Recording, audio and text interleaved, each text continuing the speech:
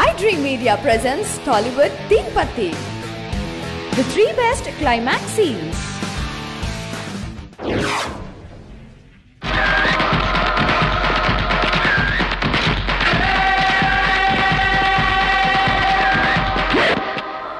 ఎవడైనా గన్ పేల్చాడో అక్కడ మీ health minister పేలిపోతాడు.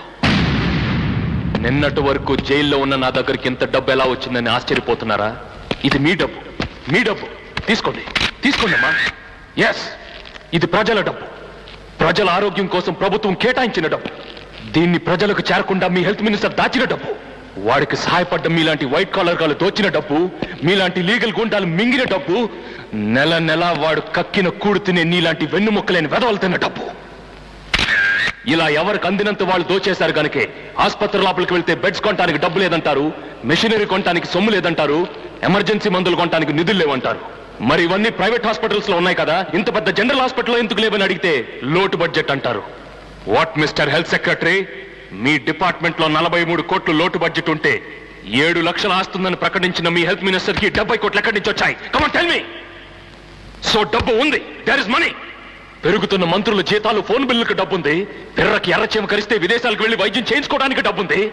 ఏడాదికి ఒకసారి 750 కోట్లు ఖర్చు పెట్టి ఎలక్షన్ జరిపించడానికి డబ్బుంది. కానీ పేదవాడికి వైద్యం చేయడానికి మాత్రం డబ్బు లేదు. ఏ పేదవాళ్ళకి జబ్బు రాకూడదా? వస్తే వాళ్ళకి చావే సరైన మందా? అంటే ఇక్కడ పేదవాళ్ళకి వైద్యమే జరగట్లేదా? ఇక్కడ ఉన్న డాక్టర్లు అందరూ చెడ్డవాళ్ళని నీ ఉద్దేశం? కాదు, మీలో మంచి డాక్టర్లు ఉన్నారు. కానీ మీ గుండెల మీద చేవేసుకొని చెప్పండి, are all of you genuine? డొనేషన్లు కట్టి డాక్టర్ అయి పంటికి బదులు కంటిని తీసిన వాళ్ళేరా? కడుపు నొప్పి వస్తే కడుపును చీల్చి అందులో కత్తిరులు పెట్టి కుట్టేసిన మేధావులేరా? జనరల్ హాస్పిటల్కి వెళ్ళిన వాళ్ళని ప్రైవేట్ హాస్పిటల్కి వెళ్ళమని బ్రోకర్ కాళ్ళేరా? ఆఖరికి తలనొప్పిని వస్తే కమిషన్ కోసం ఊళ్ళో ఉన్న అన్ని టెస్టులు చేయించుకురామని చెప్పే ఏకాస్ ఏజెంట్స్ లేరా? ఇప్పుడు రోగి తన వ్యాధిని చూసి భయపడలేదయా, మీ ట్రీట్మెంట్ గుర్తు తెచ్చుకొని కంగారు పడుతున్నాడు. ఎస్, ఇక్కడ వచ్చేది పినాయిల వాసన కాదు, పీరుగుల వాసన. ఇక్కడ వరండాలో ఉమ్ములు వాంతుల మధ్య చర్చ కంటే ఇంట్లో చాప్ మీద పడుకొని చావడం మేలు అనుకుంటారే జనం. This is ridiculous mister Ganesh. Do you have any substantial evidence to prove your allegations? What is ridiculous? Have you ever gone through a medical journal? Do you know that 75 crore Indian people are nearly 500 kilometers away from a basic operation table? Do you know that 1 lakh women are dying due to the non-availability of sterilized medical plates to cut their umbilical cords? Do you know that the cost of 1 bypass surgery is equal to 10 years income of an average Indian? Is this enough or do you want more evidence? ఏంటయ్యా పెద్ద సంస్కట్లా డబాయిస్తున్నావు? జనాభా పెరిగిపోతుంటే government మాత్రం ఎంతవరకు పనిచేస్తుంది? అందుకే కదా మేము private hospitals కట్టి మెడికల్ సర్వీస్ చేస్తున్నాం.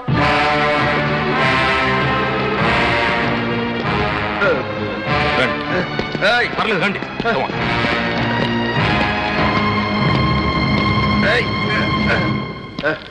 ఈయనెవరో మీకు తెలుసా? Doctor Rajagopal, MBBS FRCS. ఇదే సిటీలో మెయిన్ సెంటర్ చూసుకొని పెద్ద ఆసుపత్రి కట్టాడు. 7 అంతస్తుల building, centralized AC, latest equipment. ఏడాదిగో బ్రాంచ్ ఓపెన్ చేసి సర్వీస్ చేస్తాడట. కానీ 2.5 లక్షలు లేకుండా ఎవరైనా ఆసుపత్రి లోపలికి వెళితే బయటకు నెట్టే చంపేస్తాడు. Mister Ganesh, keep quiet doctor Rajagopal. ఆరోగ్యాన్ని అమ్మటాన్ని నీ మెడికల్ డిక్షనరీలో సర్వీస్ అంటారా? సిగ్గులేదు? అసలు ఎప్పుడైనా ఈ తెల్లకోట్ నీ ఒంటి మీదకి ఎలా వచ్చిందో ఆలోచించావా? MBBS చదివితే వచ్చింది. ఎవడబ్బో సొమ్ముతో చదివయ్యా? ఇలాంటి ఒక్కొక్క డాక్టర్ని తయారు చేయడానికి ప్రభుత్వానికి 12 లక్షలు ఖర్చు అవుతుంది. ఆ 12 లక్షలు ఎక్కడవి?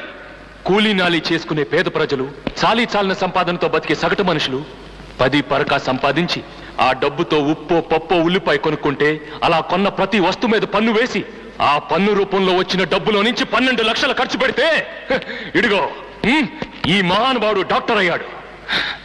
ఇది నువ్వు మర్చిపోతే ఎర్రటి రక్తాన్ని తెల్లటి పాలుగా చేసి పెంచిన నీ తల్లిని మర్చిపోయినట్టే.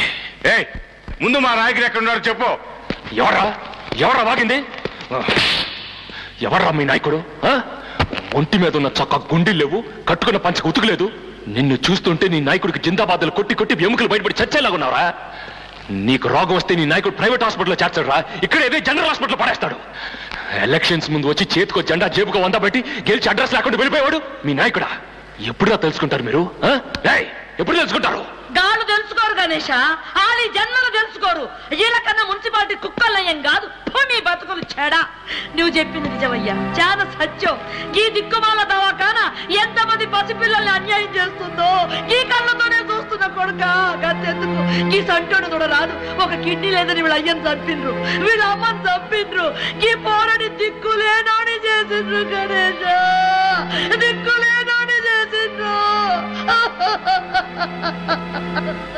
ఈ పిల్లాడే కాదమ్మా, నేను కూడా ఈ ఆసుపత్రి వల్లే అనాథనయ్యాను.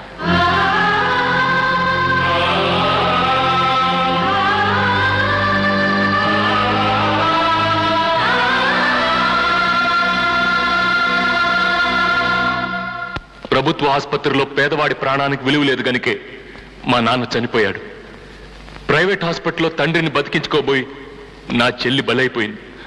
ఈ సిస్టమ్కి ఎదురు తిరిగిన పుణ్యానికి నా స్నేహితురాలు సజీవ దహనం అయిపోయింది. చూడు గణేష్, ఎప్పుడూ నీ విషయంలో ఒక తప్పు జరిగి ఉండొచ్చు. అంత మాత్రం చేత దాన్ని గోరంతలు కొండంతలుగా చేసి చెప్తే జనానికి మా మీద ఉన్న ఆ కొంచెం నమ్మకం కూడా పోతుంది కదా. జనానికి మీ మీద నమ్మకం రావాలంటే మీరు పని చేయాలి. చేస్తారా? చెప్పండి, చేస్తాం. మీ కుటుంబంలో ఎవరికైనా జబ్బు చేస్తే ఇదే కారిడార్లో పడే ట్రీట్ చేయాలి. చేస్తారా? ఆ ఆలోచన వస్తేనే మీకు భయంగా ఉంది. అనుభవించి మాకెలా ఉంటుంది? ఇది హాస్పిటల్ అని మేము రావట్లేదు, దేవాలయం అనుకుని వస్తున్నాం. మిమ్మల్ని కేవలం డాక్టర్లుగా భావించి రావట్లేదు, దేవుళ్ళు అనుకుని వస్తున్నాం. అటువంటి మమ్మల్ని ఇలా చులకనగా చూడొచ్చా? పురుగుల కంటే హీనంగా ట్రీట్ చేయవచ్చా? కాపాడండి అయ్యా బాబు అని కాళ్ళ మీద పడుతున్నామే, ఆ నమ్మకానికి ద్రోహం చేయొచ్చా? మీరు చెబుతున్నవన్నీ నిజాలే మిస్టర్ గణేష్. సమస్య చెప్పారు, దీనికి మీరు చెబుతున్న సొల్యూషన్ ఏమిటి? రెవల్యూషనా? కాదు, realization. Realization at all levels. ఆత్మవిమర్శ అన్ని తరగతుల వారికి రావాలి. నాకు వచ్చిన పరిస్థితి మరెవరికి రాకూడదు. డబ్బు లేని కారణంగా మరో ప్రాణం పోకూడదు, ఇంకో కుటుంబం నాశనం కాకూడదు. మన రాష్ట్రంలో డాక్టర్లు ఎన్నోసార్లు స్ట్రైక్ చేశారు. ఎప్పుడు చేసినా మీ జీతాల కోసం చేశారే గాని హాస్పిటల్ ఫెసిలిటీస్ బాగుపడాలని ఎప్పుడైనా చేశారా? ఇక మీదైనా మీరు చేసే పని జీతం కోసం చేసే పనిగా భావించి చేయకండి, దైవ సేవగా భావించి చేయండి. చట్టంలో ఉల్లిపై నంచుకోవడానికి కూడా గతి లేని పేదవాళ్ల దగ్గర మెయిన్ గేట్ నుంచి మార్చిల వరకు లంచం అడిగే అలవాటు మానుకోండి. మీ దగ్గర చాలినంత డబ్బు లేదనే కదా లంచం అడుగుతున్నారు. వాళ్ళు మీకంటే డబ్బు లేని వాళ్ళు కాదా? వాళ్ళని దోచుకోవచ్చా? నరాల్లో డబ్బు పిచ్చి జీర్ణించుకుపోయిన రాజకీయ నాయకులందరినీ అడుగుతున్నాను, మనీ ప్రపంచంలో నుంచి మానవత ప్రపంచంలోకి రండి. మీరు తీసుకునే లంచంలో సగం డబ్బు ఖర్చు పెడితే ఊరికో జనరల్ హాస్పిటల్ కట్టొచ్చు, వీధికో హెల్త్ సెంటర్ పెట్టొచ్చు. ఇన్నాళ్ళు మా నోట్లో మట్టి కొట్టారు, ఊరుకున్నాం. మా పొట్టను కొట్టారు, సహించాం. పనులు లేకుండా తిప్పారు, ఓర్చుకున్నాం. మీకు తోచినప్పుడల్లా పన్నుల మీద పన్నులు వేసుకుంటూ వచ్చారు, నోరు మూసుకొని కట్టాం. మీ రాజకీయ మార్కెట్లో మా శ్రమని, నమ్మకాన్ని, జీవితాన్ని, భవిష్యత్తుని కిలో లెక్క అమ్మేశారు. కిక్కురు మనకుండా అమ్ముడిపోయాం. కుల పోరాటాలు పెట్టారు, మత కలహాలు పెట్టారు. మేం కొట్టుకు చచ్చాం గాని మిమ్మల్ని మాత్రం అధికారంలోనే కూర్చోబెట్టాం. అన్నిటికీ ఊరుకున్నాం కదా అని ఇకపై మా జీవితాలతో ఆడుకున్నా, మా ఆరోగ్యాన్ని అలక్ష్యం చేసినా, మా ప్రాణాల్ని మాంసంలో అమ్మాల్ని చూసినా ఏం చేస్తారు మిస్టర్ గణేష్? చంపుతాం.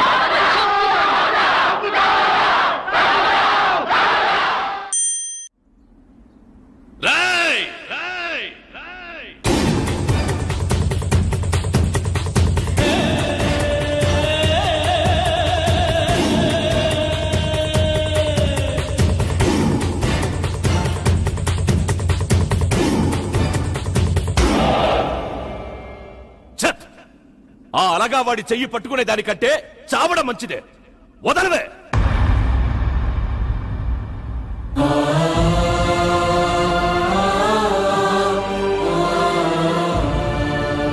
ఏంద్రెడ్డప్పో, ఆడికంటే నీ కూతురికే తిమిరు ఎక్కువ ఉన్నట్టుందే. నరకండ్రా కొడుకుని.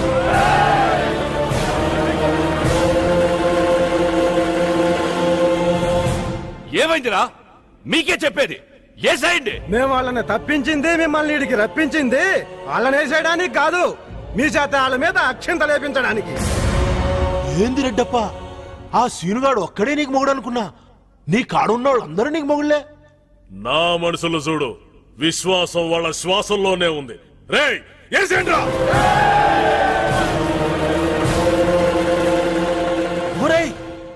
మీకేమైందిరా? జ్ఞానోదయం అయింది అంటే మీరు మీరు ఏకమైపోయారా? ఏ మీ ఇద్దరు ఏకం కాలా? ఇద్దరున్న మీరు మాత్రం ఏకం కావాలనా? 100 మంది మేం కొట్టుకు సావాలనా? ఒరేయ్, ఆడి మాటలు నమ్మబాకండి. మీరు నా మనుషులురా. కాదు, లేబర్ వాళ్ళం, జాతకు వాళ్ళం. మిమ్మల్ని నా కుటుంబంలో చూసుకోండి కదరా. ఆ భుజం కాపాడుకునేదానికే కదరా. కొడకల్లారా, మీకు డబ్బులు ఇచ్చినా, మటన్ బిర్యానీలు, చికెన్ బిర్యానీలు తినిపించిన, కుత్తిగల దాకా మందు కూడా పోయించాను కదరా. ఉరిగే పంపించలా, ఉడిగం చేసినాం. మమ్మల్ని కాదంటే ఏమవుద్ది? తల తీసి మొలతావా? ఏది ఏ చూద్దాం.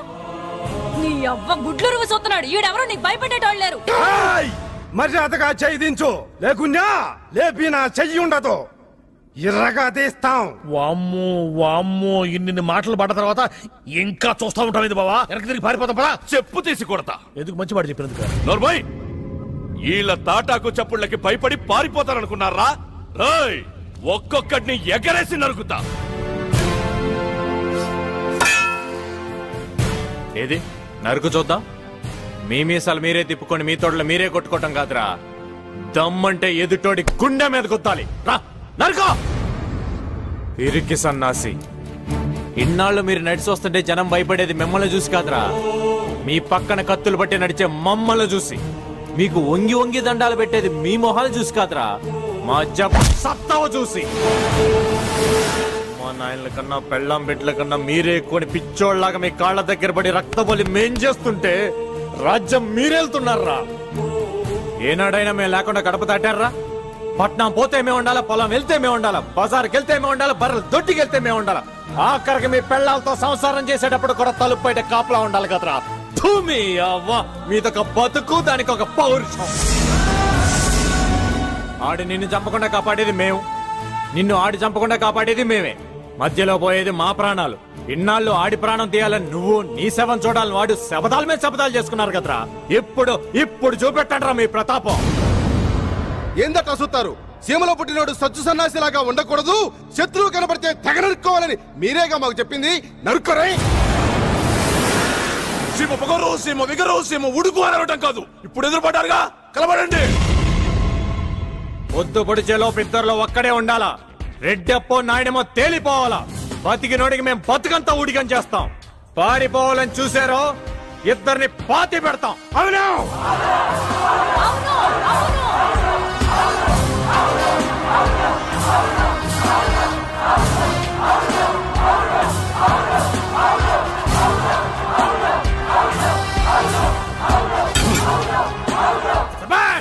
ఇది మగతనం అంటే, ఇది పౌరుషం అంటే. ఎస్ఐ నాయుడమ్మనే. ఏంది నాయుడమ్మా, రెడ్డెప్పుకున్న పౌరుషం కూడా నీకు లేకుండా పోయిందే. ఆడదాన్ని నాకే రక్తం మసులుతా ఉండాది. మగాడివి నీకు ఉడుకులేదా? ఉంటే కత్తి పట్టు.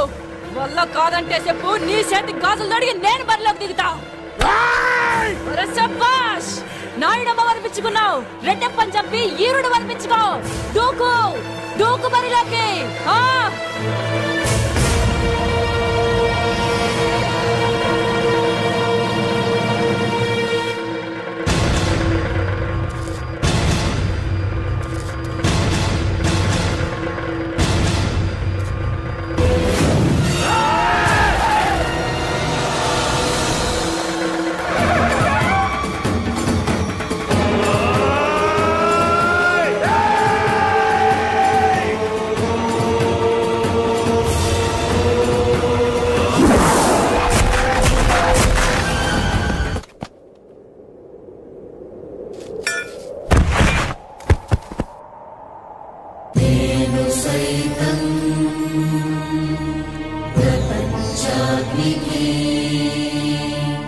సమిధను కటియా